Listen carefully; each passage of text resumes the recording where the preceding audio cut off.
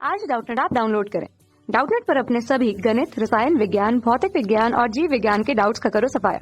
बस प्रश्न की फोटो खींचो, एक ही प्रश्न को क्रॉप करो और तुरंत वीडियो सोल्यूशन पाओ। अभी डाउनलोड करें। हेलो एवरीवन, आज का प्रश्न है 20 किलोग्राम व 10 किलोग्राम के दो ब्लॉक खुरदुरे क्षैतिज धरातल पर रखे हुए हैं।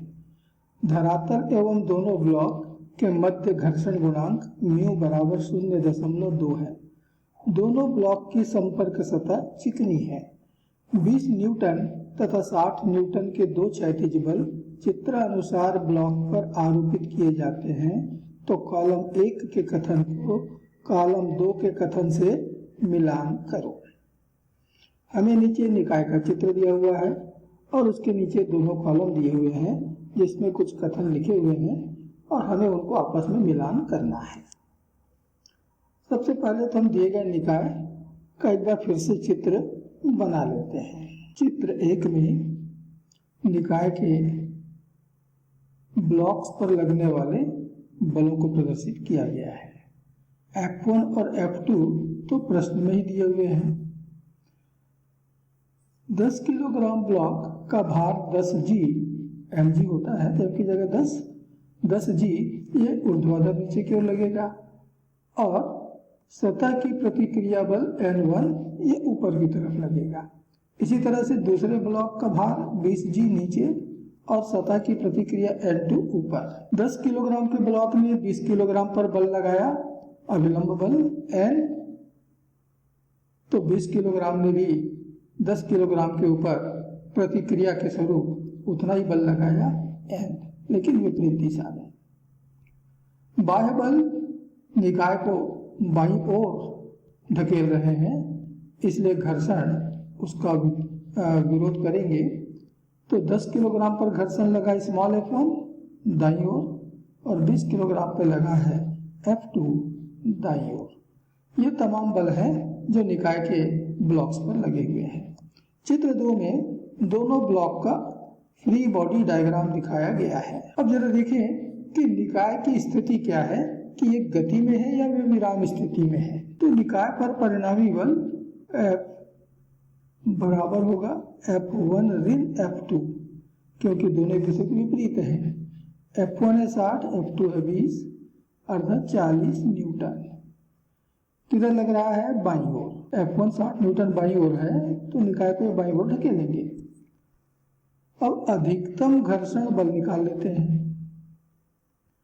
अधिकतम या चरम घर्षण मान लेते हैं F मैक्सिमम, ये होगा पहले घर्षण बल का मैक्सिमम मान और दूसरे घर्षण बल का अधिकतम मान। और अधिकतम घर्षण होता है अभिलंब प्रतिक्रिया का म्यू गुना। तो F1 हमको मिलेगा μ1n1 और इसी तरह से F2 मिलेगा μ2n2। लेकिन म्यू का मान दोनों के लिए बराबर है 0.2, तो 0.2 और N1 10G के बराबर, तो 10 गुणित 10 G का मान भी रख दे रहा हूं। धन μ2 भी है 0.2 गुणित भार हो गया 20G, तो 20 और G का मान 10, हल करने पे मिल रहा है 20 धन 40 अर्थात 60 न्यूटन। इसका मतलब हुआ कि घर्षण बल लगाए गए या आरोपित किए गए बल से बड़ा है, तो F मैक्सिमम बड़ा है घर्षण आरोपित बल से और इसलिए निकाय स्थिर रहेगा, संतुलन में रहेगा, दोनों पिंड विराम स्थिति में होंगे। अब देखिए, जो 10 किलोग्राम का पिंड है उस पर हमने बल लगा रखा है 60 न्यूटन। उस बल का विरोध करेगा घर्षण बल, तो ये घर्षण बल 60 न्यूटन के बल का विरोध करने के लिए अपने अधिकतम मान पर आएगा और अधिकतम घर्षण अभी हमने निकाला है F1 का 20 न्यूटन, तो F1 जो है वो 20 न्यूटन के बराबर है। ये अपने अधिकतम मान पर होगा। अब ये दोनों घर्षण बलों ने मिलकर हमारे द्वारा लगाए गए परिणामी बल को रोक रखा है।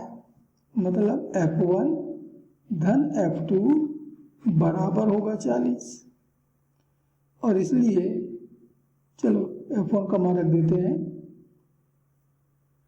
तो 20 धन F2 बराबर 40, और इसलिए F2 का भी मान निकला 20 न्यूटन। तो दोनों पिंडों पर जो घर्षण बल है वो 20-20 न्यूटन के बराबर है। तो ये आपका समीकरण नंबर 1 या परिणाम 1, और ये दूसरा परिणाम आ गया। अब हमें n का मान निकालना है, तो किसी भी एक पिंड के साथ में आप निकाल सकते हो। 10 किलोग्राम के पिंड पर ही देखिए, n और F1 लगे हैं बाईं तरफ और कैपिटल F1 लगा है दाईं तरफ, और पिंड इन तमाम बलों के अंतर्गत संतुलन में है। इसका मतलब हुआ कि n और F1 बराबर मिलेगा कैपिटल F1। तो F1 और दोनों F1 के मान रखने के बाद हमको n का मान यानी अभिलंब प्रतिबल का मान मिल गया 40 न्यूटन। अर्थात दोनों पिंड ने एक दूसरे पर 40 न्यूटन का बल आरोपित कर रखा है। ये जो n है, 10 किलोग्राम ने 20 किलोग्राम पे लगाया n, तो 20 किलोग्राम ने भी 10 किलोग्राम पर बल लगाया n। इस n का मान आ गया 40 न्यूटन। अब चलिए, जिनकी जरूरत थी हम सबने कैलकुलेट कर लिया, गणना कर ली है। अब हम विकल्पों पे आते हैं। तो स्तंभ 1 का विकल्प नंबर ए, विकल्प नहीं, कथन नंबर ए कहता है 10 किलोग्राम ब्लॉक पर घर्षण बल अभी हमने निकाला 20 न्यूटन, तो ए के साथ मैच कर रहा है स्तंभ 2 का कथन पी। फिर बी भी कहता है 20 किलोग्राम ब्लॉक पर घर्षण बल, यह भी 20 न्यूटन ही निकला है, और 20 न्यूटन और कुछ नहीं यहाँ पर। हाँ, एस जो है कहता है दाईं ओर क्षैतिज दिशा में। तो देखिए ये F2 है आपका, ये F2 है, किस तरफ लगा है, दाईं ओर और क्षैतिज दिशा में। इसका मतलब कि ये कथन हमारे बी से मैच कर रहा है। तो ये हो गया एस। अब देखिए कि F1 भी, ये F1 भी दाईं ओर क्षैतिज दिशा में है, अर्थात 10 किलोग्राम के ब्लॉक पर लगने वाला बल भी दाईं ओर क्षैतिज दिशा में है। तो हम उसके साथ भी S को मैच कर सकते हैं, और यदि उसके साथ S को मैच कर लिया तो फिर B के साथ P मैच हो जाएगा, अर्थात इनको आपस में बदल सकते हो। तीसरा कथन कहता है 20 किलोग्राम द्वारा 10 किलोग्राम पर आरोपित अभिलंब प्रतिबल, अभी हमने निकाला लास्ट में, अंत में 40 न्यूटन, और ये दिया है Q पर। तो Q और 10 किलोग्राम धन 20 किलोग्राम के ब्लॉक के निकाय पर परिणामी बल होगा। निकाय तो भाई विराम स्थिति में है, और इसलिए परिणामी बल 0 होना चाहिए, और ये दिया हुआ है R। बाहर से लगाया गया बल 40 न्यूटन और घर्षण बल भी 40 न्यूटन, इसलिए आपस में संतुलित होंगे, निरस्त कर देंगे, और परिणामी बल मिलेगा 0। तो ये है स्तंभ 1 के कथन या कॉलम 1 के कथन और कॉलम 2 के कथनों का आपस में मेल। तो चलिए इसको जरा व्यवस्थित तरीके से लिख लें।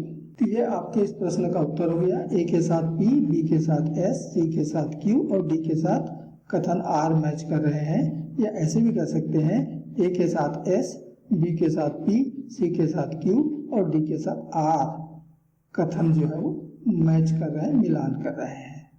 धन्यवाद। कक्षा 6 से 12वीं से लेकर नीट, IIT, JEE वो एडवांस के लेवल तक 1 करोड़ से ज्यादा छात्रों का भरोसा। आज ही डाउनलोड करें डाउटनेट ऐप या व्हाट्सएप करें अपने सारे डाउट्स 8400 400 400 पर।